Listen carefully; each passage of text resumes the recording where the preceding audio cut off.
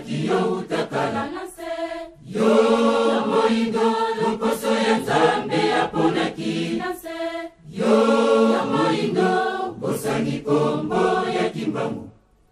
Lobiko na yo ezali wapi? Awa na se. Yo ya moindo Nzambe alingaki yo utakala na se. Yo ya moindo loposo ya Nzambe aponaki na se. Yo ya moindo bosangi kombo ya kimbangu. Lobiko na yo ezali wapi? Awa na se. Yo ya moindo Nzambe alingaki yo utakala na se. Yo ya moindo loposo ya Nzambe aponaki na se. Yo ya moindo bosangi kombo ya kimbangu. Lobiko na yo ezali wapi? Nzambe alingaki yo atindi molimo santu. Lelo elaka ekoki akitina loposo indo. Okotosa lisusu nani. Yo ya moindo Nzambe alingaki yo utakala na se. Yo ya moindo loposo ya Nzambe aponaki na se. Yo ya moindo bosangi kombo ya kimbangu. Lobiko na yo ezali wapi? Awa na se. Yo ya moindo Nzambe alingaki yo utakala na se. Yo ya moindo loposo ya Nzambe aponaki na se. Yo ya moindo bosangi kombo ya kimbangu. Lobiko na yo ezali wapi? Nzambe alingaki yo atindi molimo santu. Lelo elaka ekoki akitina loposo indo. Okotosa lisusu nani. Yo ya moindo Nzambe alingaki yo utakala na se. Yo ya moindo loposo ya Nzambe aponaki na se. Yo ya moindo bosangi kombo ya kimbangu. Lobiko na yo ezali wapi? Awa na se. Yo ya moindo Nzambe alingaki yo utakala na se. Yo ya moindo loposo ya Nzambe aponaki na se. Yo ya moindo bosangi kombo ya kimbangu. Lobiko na yo ezali wapi?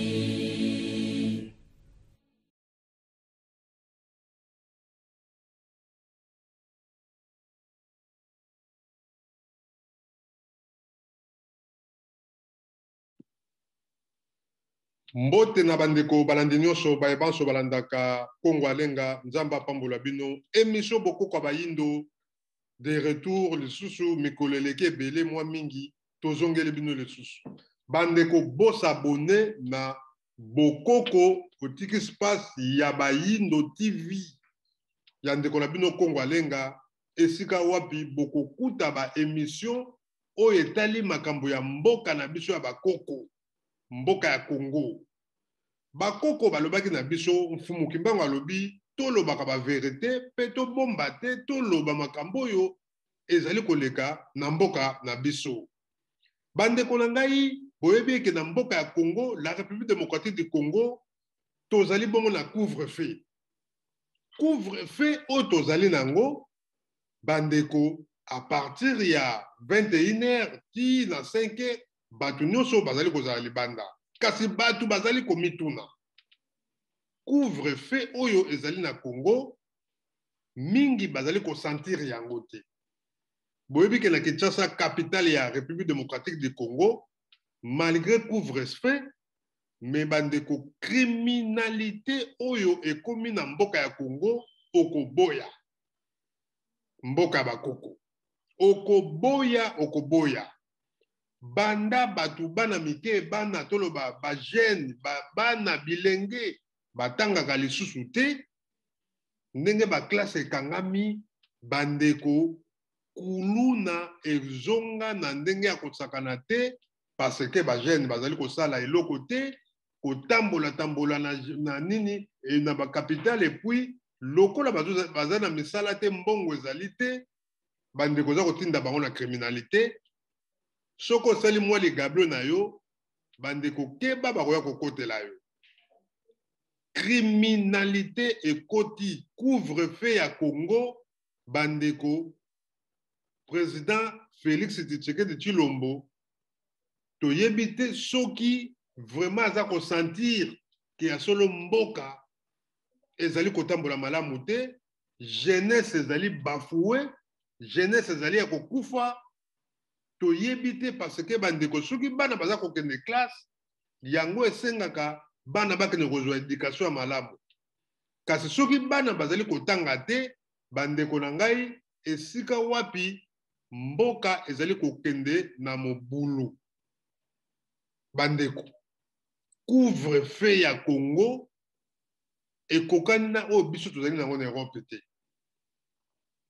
biso tozali na Europe c'est vrai toza mpe na couvre-feu mais bandeko na ngai baklasse oyo ekangami me bana na biso bazali kotanga na bandako epuis baza na contact direct na badirectrice to badirecteur na bamaîtresse to bamaître ya baekole bana na biso na bandako na poto baza na baportable mpe baza na balaptop baza na baordinateur donc bazali kotanga direct na kati ya baordinateur directement baza na bacontact na bamaîtresse oyo bazali na bango oyo baza na baekole na bango kasi ya solo na Congo bandeko na ngai catastrophe criminalité eye makasi bamaître oyo batangisaka baza kofuta bango te moye baza na bacontact na bana baélève na bango na baklasse ezali te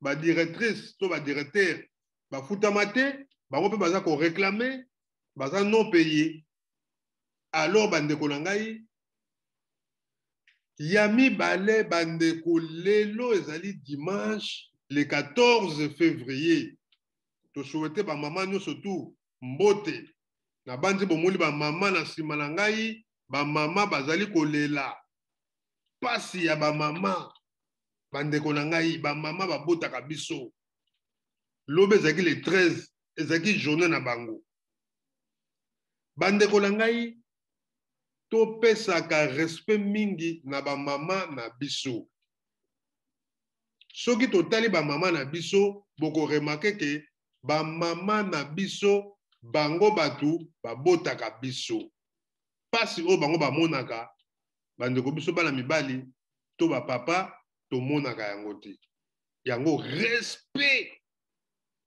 munene na bamama ndeko so oza na mwasi na ndako respecte mwasi na yo soki oza na baleki ya basi respecte baleki na yo ya basi soki ozali na bana ya basi respecte bana na yo teya bana na yo kibomama na bango po bango bato basali biso tozala Jésus mama moto abota ye fumuki mbangu mama moto abota ye oyo avandaka na ye na libumu ti 9 mois abimisi ye ezali mama Jésus ata balobaka o papa azalaka te mais moto amema Jésus na libumu ezali bongo mama ndenge mindele baya koloba na biso mama Maria donc respect na bamama oyo bazali kobota biso journée na bango il faut kocélébraka bango kokumisaka bango kotia bango na losambo po soki bango te mbele biso toza te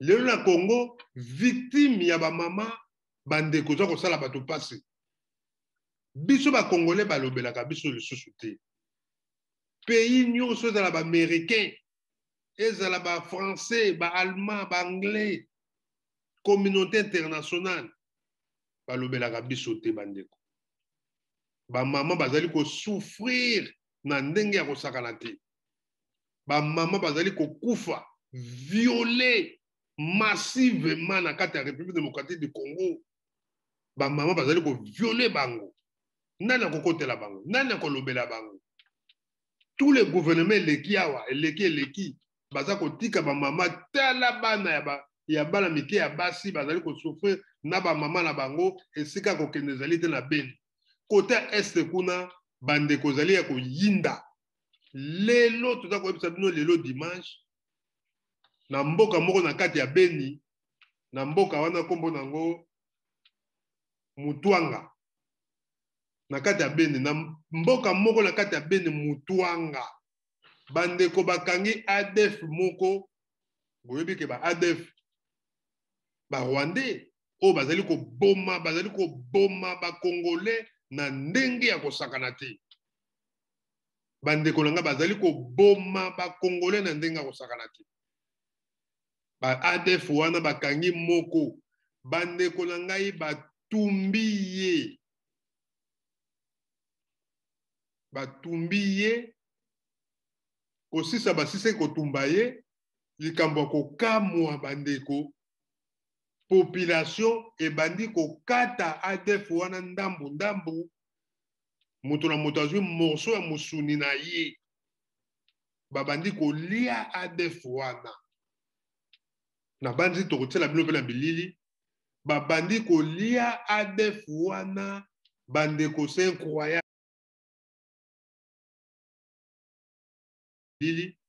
Babandi kolia ADF wana, bandeko c'est incroyable.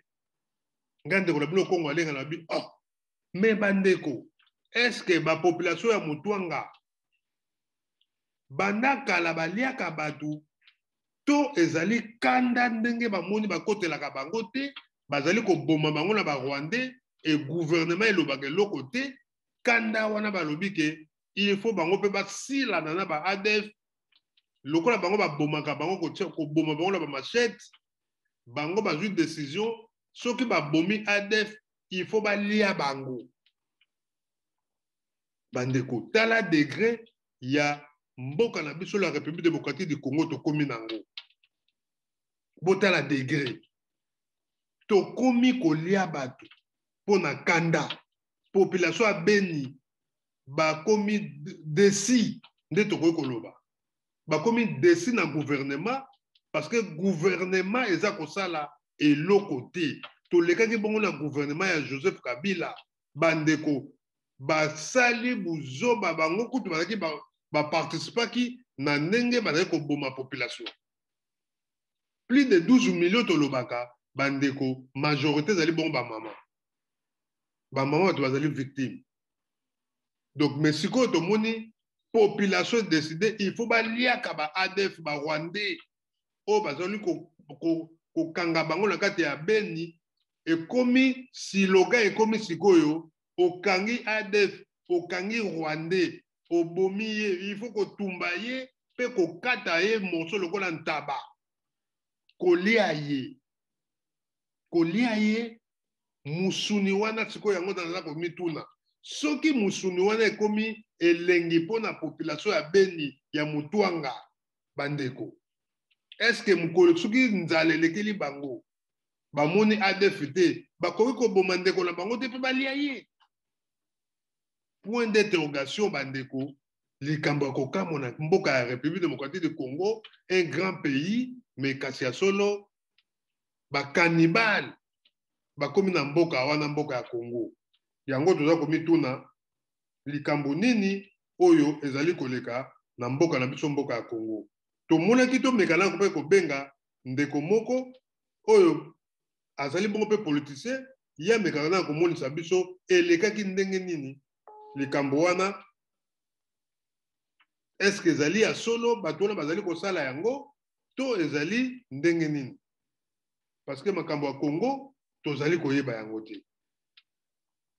Tozali koyeba te soki pona nini tokomi kolia bato. Soki Allô, Papa Serge, mbote mingi mbote. Mbote, Papa journaliste Congo Alenga. En tout cas, Papa Serge, yo zali mieux placé, toyebi ke yo zali bongo mokonzi yo sali ba politique ebele, pe ozali fondateur ya Congolais debout. Vraiment tolinga toyeba ya debout Congolais pardon, tolinga toyeba lelo totala image moko eleki bongo na Mutwanga na mboka ya Beni. Alors bato ebele bazali ko comprendre te tomoni ba habitant ya Mutwanga ba bomi ADF moko et puis ba tumbi ba lié. Est-ce que eloko wana yo en tant que grand politicien okoloba nini na likambo wana? Est-ce que bato wana eza normal basala eloko ndenge wana? Non, merci pour la mutuna wana. Nga na uti kolanda information wana. Na luki même kosola moi recherche là-dessus pour na oyeba est-ce que ya solo mutu wana za ADF na lu non? Na ba recherche na vue ba réponse eza chef ya ADF ndalo aza mukonzi ya groupe rebel wana. Babomi na ba FARDC. Eza FARDC mutu abomi chef ya AFDF ndalo et batu ya bengi bazwi ebembe na ye batumbi balie mais kolia nde eza condamnable parce que ye déjà asa kufaki babomaki ye na masasi na baéchange de tir entre FARDC na ADF ndalo. Mais pourquoi Kolia est lié? C'est ça l'inquiétude, parce que c'est un cannibalisme, et cannibalisme est un crime. C'est un crime mené à un niveau même international. Les coupables peuvent subir des sanctions très très sévères. Et c'est condamnable, cannibalisme. Parce qu'il y a déjà à Kofaki, à la suite, il y a un échange de tirs entre FARDC na bango ba Ouganda la ba Kobundisa biso. Voilà un peu ce que je peux dire dans un premier état. Mais est-ce que ezali kanda ya population te parce que bazomona ki FARDC qui para bango te batona bakotaka bazali ko massacrer bango et FARDC zalaka wapi lelo bamona ke babomi chef na bango ezali kanda te ya population mutu sali bongo to ezali ndenge nini? Selon ma information toza nango ma population bazaki na kanda makasi na yoka ke motu wana akufaki aza AFDF moyebi bien bandambula nini depuis 2014 AFDF ndalu akotela biso abomaka na Beni na région na nyonso tu et ma population va s'exprimer la colère wana batumi balie mutu wana mukonzi ya AFDF ndalu. Donc mutu wana babomaki ete la population babomaki na ba FARDC. Donc FARDC bomi mais ndenge nini nzoto ya mutu bino bobomi botiki ye na maboko ya population? C'est ça qui est condamnable. Donc les alliés RRP à FARDC avec kotika la population cadavre o ba bomi na bituma et population a se livré na Kolia et ngana za vraiment condamné et attitude ya FARDC et attitude ya batu balie cadavre nzoto ya mutu balia kango te ata oza na kanda ndenge nini okende kolia nzoto ya mutu et ça vraiment c'est condamnable parce que tant yo lie mutu lelo l'appétit veut à manger. Les grands dégâts est que prochainement yo lie muninga lelo zoyekola ezali mabe et à la longue to va assister à un scénario que mutu aliaki musuni ya AFDF ndalu akomi na posa ali akaka batu c'est un danger très potentiel na kati ya région wana. En tout cas, merci mingi Papa Serge. Mais mutuna suke zali lelo na Congo tozali na couvre-feu. Alors couvre-feu wana balobi ke zali ko sala zo ko pesa criminalité makasi na tandi nyonso tu ya République démocratique du Congo parce que bana bazali ko tanga te. Alors couvre-feu wana batu lokwa bazo sala te ba jeune nyonso ba komi ko sala ba crime moko vraiment terrible surtout na capitale. En tant que politicien, l'on connaît au Colombie le Cambouana. Oui, toujours la criminalité na Congo commis vu chômage, on a combattre plein la Kajamboka la biso. Et confinement, ils se sont écoutés comme un jeune homme désœuvré, belé, parce qu'il y a des classes, parce au salaté. Conséquence, parce qu'on se souvient mingi à la longueur de la journée, et ceux qui ont commis la peau, quoi, tous en a une grande quantité. Il y a bateau Bameli Masanga mingi en désordre, et ils sont là pour combattre ma crime belé, pour lancer un rappel. La ministre Kankonde a se lancé vraiment à renforcer sécurité parce que quand on a un commis, ma élève va commis délaissé, va commis kokende, commettre ma crime, ils n'en même pas avant, et commis très inquiétant, vraiment, de lancer un appel, le gouvernement à travers le ministre Kankonde, vraiment à mobiliser les troupes, les policiers, vraiment comme ça, comme tu dirais, ratissage à ma casse, dans la heure tardive, pour que Barabiso va se livrer vraiment, pas empêcher Bango, la cause la crime. Voilà ce que je peux dire, mon frère. Merci Mingi, Papa Serge Koussanika, un grand politicien congolais. Vraiment, en tout cas, merci Mingi. Mais message nini le côté dans le gouvernement actuel et pour le gouvernement où ils allaient koya, bah méthode nini ba ko sala surtout dans est na biso à Congo, na niveau où il l'autre batté Congo côté est wana et loko nini penza message nini ko loba na bango bango ko appliquer kuna.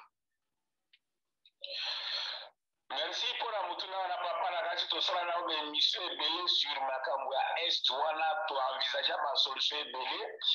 Mais à l'époque, c'était la tête qui était là, la Kabylie. Bango Bazaï ma complice et c'était ça le grand problème. Ma infiltration, l'armée, belé, tous les politiciens qui sont à Kinshasa, tout le monde, trois quarts Bazaï na Bazana, ma groupe armé, la Katia, Est ya Congo, pour que Basala ka brandir yango comme position de force pour passer dans la poste à niveau du ministère. Mais cette fois-ci, je ne pense pas que Salama, total comment infiltration à Rwandais, qu'on a désamorcé. C'est ça la procédure, parce que sur total, il y a des réseaux sociaux, au même des soldats nilotiques qui a plus ou moins 2 mètres et qui dirigent toutes les garnisons. Ça ne se fait nulle part au monde. Et les militaires étrangers, en armée, et tout pour le moment, la lutte que le gouvernement doit faire, les alliés prioritaires, c'est l'infiltration. Parce que tant que vous allez donc corrompre, c'est-à-dire rien ne va changer et tel que le Rwanda a produire minerai, même pas produire, a commis même grand producteur à coltan. C'est à cause de cette infiltration-là. Donc, tout ça, président Martin Fayulu raison na nenga lobi que Paul Kagame c'est lui qui dirige le Congo ou bien Toko Kolobanine. Martin Fayulu as un opposant pour moi actuellement. Il a droit à critiquer, il a droit à dire tout ce qu'il veut, mais à condition de ne pas insulter. Même Gandhi Nazolo Babo, j'ai droit à faire découvrir mes idées, mes positions, voire même ma vision d'Angaï, mais à condition de ne pas insulter. Martin Fayulu n'a pas insulté, c'est sûrement de ce constat, et ce constat que Martin Fayulu a fait, c'est ce que nous disons, nous tous, depuis que nous étions dans la combat électrique. Il n'a rien fait, il n'a rien dit de nouveau, ce que Martin Fayulu a dit. Mais le problème, c'est que réaction et ambassadeur Oyo, il y a Rwanda. Sa réaction là, c'est mal placé. Un ambassadeur ne peut pas prendre position sur les déclarations politiques d'un leader de l'opposition d'un pays là où il se trouve. Non. On ne peut pas assister ici en Allemagne où nous vivons, ambassadeur à Congo, à sa position, à critiquer position ya green, il y a les verts, au balobili, makamamouka, ça ne se fait nulle part au monde. Il a débordé et vraiment, il faut vraiment, la politique a retenu cet ambassadeur, il ne peut pas s'immiscer dans la politique interne de notre pays. On les condamne fermement et là où il est, il va nous écouter, que ça soit la dernière fois, ce n'est pas à un ambassadeur de critiquer l'opposition interne, ça c'est de l'affaire interne, ça n'a rien à voir avec la diplomatie pour laquelle il était venu au Congo. Martin Fayulu, ce qu'il a dit, c'est vraiment comme un combattant, c'est normal, il a les soucis de son pays et il n'a insulté personne. Voilà. Voilà. Merci mingi Papa Serge Kosanika loko toki na flash kaka ya émission bokoka ba yindo mais to luka yo poto sala émission mobimba na bandi bandeko nyonso bazolanda biso ba yoki message na yo na bandeko ya mutwanga o bazali bongo na Beni o bauti kolia mutu vraiment bandeko na ngai na bandi bolandi Papa Serge Kosanika azali bongo un grand politicien oyo azali bongo moko alobelaka biso makambo ebele yango tomolaki ya azali mieux placé ya komonisa biso bandeko na bandi bolandi na bokebi ndenge Papa na biso Serge Kosanika lobike ya solo ezali bongo ba FARDC bato babomaki bongo donc président ya ADF Nialou donc babomaki ye bongo mabeo bango basali ba livrer ye na maboko ya population. Boyebi ke population ya Beni bazaka na kanda ya ba Rwandais wana na ndenga osakana te bandeko tango ba livrer bango batumbi pe baleyi yango biso pe tozali kokamwa po elengi ya mosuni ya mutu bandeko soki se ekoteli yo mingi na monoko ti mokolo mosusu okoya koboma ndeko lota mwana yo po bolia ye. Est-ce que sentiment ya mosuni ya mutu o bango balie ekosukela bango ndenge nini? Est-ce que Beni nyonso soki bakomi na mentalité wana bandeko ekosuka ndenge nini? Yango tozolobaka bandeko na ngai président Félix aza na problème ebele ya ko résoudre na République démocratique du Congo. Couvre-feu etindi ba jeune na criminalité bandeko na Kinshasa balobi kulu na ezongi. Bana bazali kotanga te me babar ezali ya kofungwama bandeko zali mawa yango biso toyaka po to dénoncer makambo ya mabe eza koleka na Congo ndenge Papa Serge Kosanika lobi toyaka ko critiquer Martin Fayulu a critiquer po aza na souci ya mboka na ye tolandaki ye bandeli ya presse na ye conférence de presse pardon ti asilisaki yango atikali kofinga mutu te me kasi alobi makambo ya mboka yango bandeko na biso bosabone na bokoko ya Bayindo TV bosabone ba émission ekoya mikolo ebele Congo alenga de retour tozongi avec force tokobanga te tokolobela mboka Congo biso tofingaka bato te oza muta IDPS tokoyamba yo mais toza kosenga na bandeko ya IDPS biso nyonso ba Congolais toza na souci ya mboka na biso mboka ya Congo occupation ekei nanu te occupation ekei te ata tozali na Fachi Beton azali Congolais ndeko na biso kasi ya solo bandeko occupation na yo ndeko ya IDPS na yo ndeko camarade ya Fachi Beton na yo ndeko oyo zalaka na Fachi bandeko nanga biso nyonso toza ba Congolais tobundela mboka Congo eza na problème moko munene ya munene problème na biso ezaka ba Rwandais te kasi mokolo biso nyonso ba Congolais tokotelema bandeko mokolo na Congo tokomi délivré parce que Congo ezali pays moko spirituel mindele bayebi yango ba voisin tozala bango pembeni ba pays tozala bango pembeni bayebi ke soki lelo ba congolais batiki bango bakoleka biso yango moni ba voisin balingaka biso te